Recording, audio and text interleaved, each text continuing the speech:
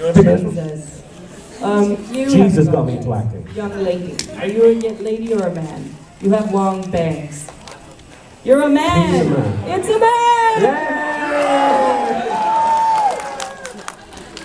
Where do you get your inspiration for your voices? Where do I get my inspiration for my voices? He cheats. I do. I watch TV and then I go, that voice is funny, and I do it. Isn't that right? Yeah. Well, basically that's it. Like, when I was in school, I was bullied pretty extensively, and the only way to sort of counteract that and make people laugh rather than want to do that was to do impressions of people. So, like, I had this Latin teacher who had, like, a hearing aid, and he'd be always like, again, please, would you say it again, please? And I sort of did that, and, like, as a joke, and people were like, that's exactly what that guy sounds like. You're a funny guy, Billany. And then they'd leave me alone. So I would just find more impressions to do as a kid. And I eventually built up my roster where I had, like, Beavis and Butthead was a big one.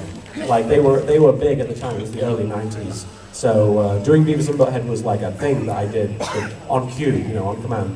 So that's kind of why they're in the show, Rex and Weevil, as Beavis and Butthead, because I kind of retained that experience from being a kid. But most of the time it's just doing impressions of the actual characters in the Yu-Gi-Oh! Dubs. Bless you. Bless you. Thank you. Bless you. Assimilate. Yeah, it does. Yeah, that's basically it. I'm not incredibly original, unfortunately. Did you want to pick? Did you pick that one? You picked the guy, yeah. I did pick Gentleman with the headband. Is that Solid Snake? Fantastic.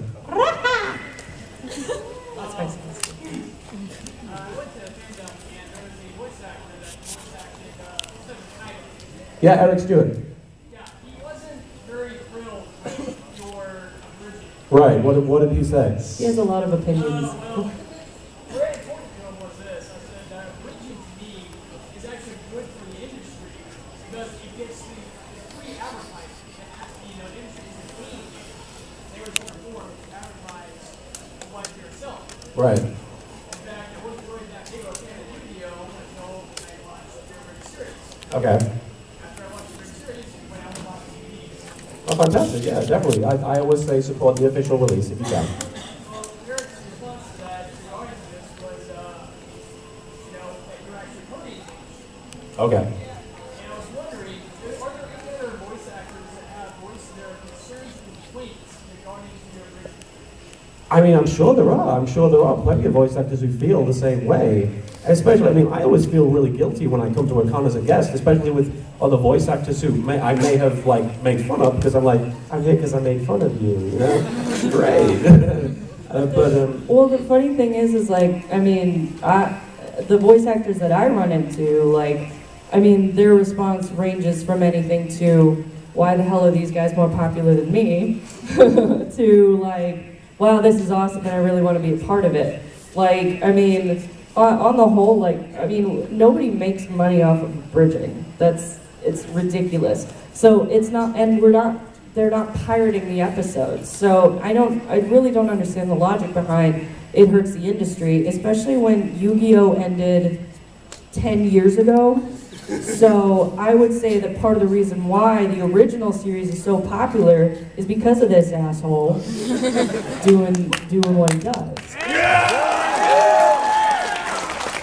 And I say that as a completely unbiased person. I mean, I will stand, but, like, I think Eric Stewart has every right to feel the way he does. He's a very talented guy, and he played Seto Kaiba, and didn't he direct some of Yu-Gi-Oh! As well? Yeah. So, I mean, he is, like, a very, very big part of Yu-Gi-Oh! As it is, so I'm not going to tell the guy he's wrong or anything. However, I will say that, you know, I encountered many people similar to you who wouldn't have really gotten into Yu-Gi-Oh! As much if it went for my show, and I always feel like that's what I get out of it, you know. Like, I don't really care if the show were to die today, if I got home and my account was gone and, like, the website was taken down and the name LittleKuriboh had been removed from the internet, I'd be like, they set your computer on and they did fire. that, yeah. I feel like I would have done some good regardless. I'd be happy with the outcome of everything, because at the end of the day, I made you guys laugh. And that's the most important thing. That's the biggest. Honestly, like, I mean, I have a lot of opinions when it comes to piracy. I think there's a lot of gray area that I really don't want to get into. But when it comes down to it, the only thing that hurts the industry is when you download crap without buying it. That's the only thing that hurts the industry. Like, I mean, you rip stuff from official DVDs, you know, so it's not like we're just like, oh, take this, thank you, internet. We use official sources, so. I think we have time for how many questions? What time is it, Monica? 8 minutes. So we have time for three or four more questions. You want to take the next one? Did you do that one? Mr. Right. You picked the next one. When do you think 4Kids will stop starting? Stop starting! Well, 4Kids isn't a thing anymore. 4Kids, I don't know if it's actually a thing, but it's 4Kids as 4Kids is. It's a recording booth. That's all it is now. Right. It is an entity, but here's the thing: 4Kids never actually came after me at all. Period. Like they have actually emailed me, and this is the one like correspondence with them that I have had that I can talk about. 4Kids actually emailed me one time because they were being bombarded with emails from my fans, and they told me to tell everybody we're not the ones doing this, and they were like, make sure everybody knows. So they obviously. While they don't support what I do, I can't say that officially.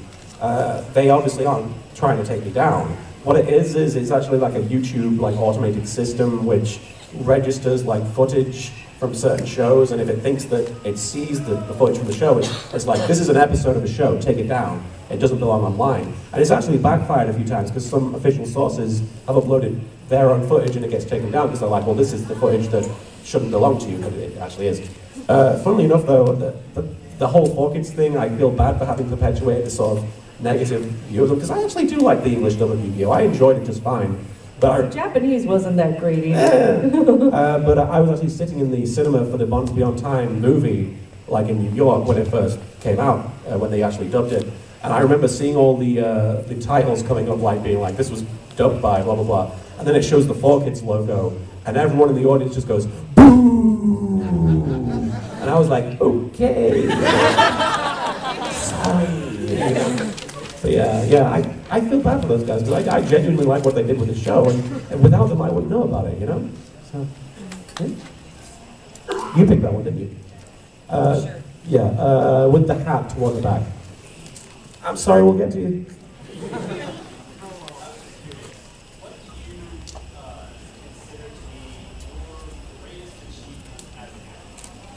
What do you consider to be your greatest achievement as an actor, Marianne?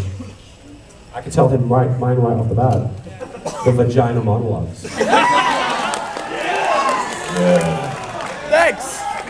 Thanks. Actually, I was actually going to sorry.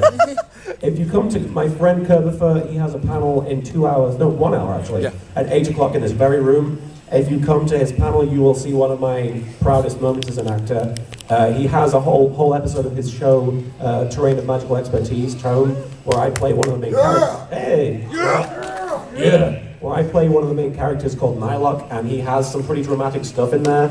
And when I'm being like Yu-Gi-Oh! Original, I'm blah, blah, blah, blah, blah, funny voice, blah, blah, blah. That's not really acting, but what I do for Kurb is acting. So if you come to that panel, and I'll be on it, I assume.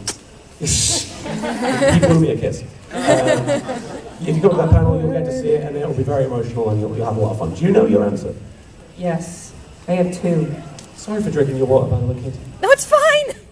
She threw it at you. No, she didn't. I asked her to throw it at you. She didn't. I refuse to throw it at you. But my first one was I came into the voice acting industry with two goals, and that was to voice a boy and to date myself in a video game.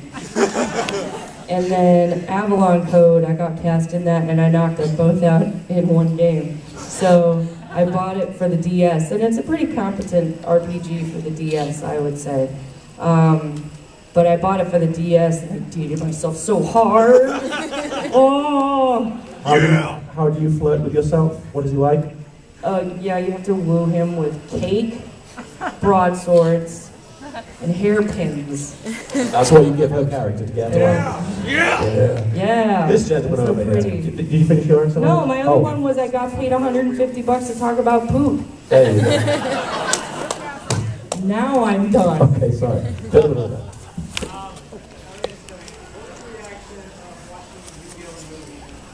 What was the reaction to watching Yu-Gi-Oh! The movie? You mean in Which the... one? Which movie? Right, but wait, the first movie or the? They sure are playing card games a lot. I don't know. I mean, I don't think I was expecting much. I was kind of asshole, Mr. Walker.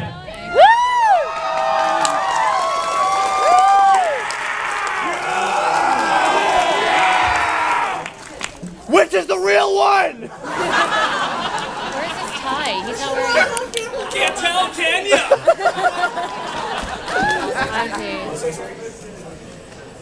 No. Good to see you again, man. You are now infected. I apologize for the baseball bat. The reaction to the Yu-Gi-Oh movie? Similar to what he just did, I guess. You hugged it Yes. and you cried. Well, how much time do we have? Do we have to come on? 3 minutes. We have time for one more question. Pick a good question. Who has a really good question? I like you. I like that you're honest. It's just like, nope. Oh, I don't. Are you sure? The first rule of acting is confidence. I guess. What about honesty? All right, you guys rock, paper, scissors. Rock, paper, scissors. Ready? Come on. Yes, you. Come on. You gotta rock, paper, scissors. Ready? Do long distance it rock, paper, goes, scissors. Come on. It goes 1, 2, 3, and then throw. Ready? 1, 2, 3, throw. Oh! Try again. 1, 2, 3, throw. Dang it. Yeah! You got served. You got served. You got served. There could be only one question. What's the question? Not only bridging, but acting. How are some ways strained your relationship, or has it brought you close together? How's acting How is- strange? Whose relationship? Ours? Ours? Or has it brought you guys close together? Either way. Oh, I wish we could tell the whole story about how we met, but we don't have time. The whole story? Yeah, We basically. can tell the whole story. It's It's for love. Yeah. a bridge. What was? Okay, well, so I'm playing Dragon Age. And there's this character named Alistair who's like this really nerdy, whiny, sexy British guy. So I think to myself, haha, I should get a British boyfriend. And then like a week later I get a phone call. Hello. And it's him. And apparently like he and I were in a scene together that a friend was animating where our characters were making out. So no, it was not awe, it was disgusting. Tongues everywhere. But yeah, so Foreshadowing. so yeah, in that sense, voice acting brought us closer together with our tongues. I guess that's the story. But thank you guys so much for coming to the panel.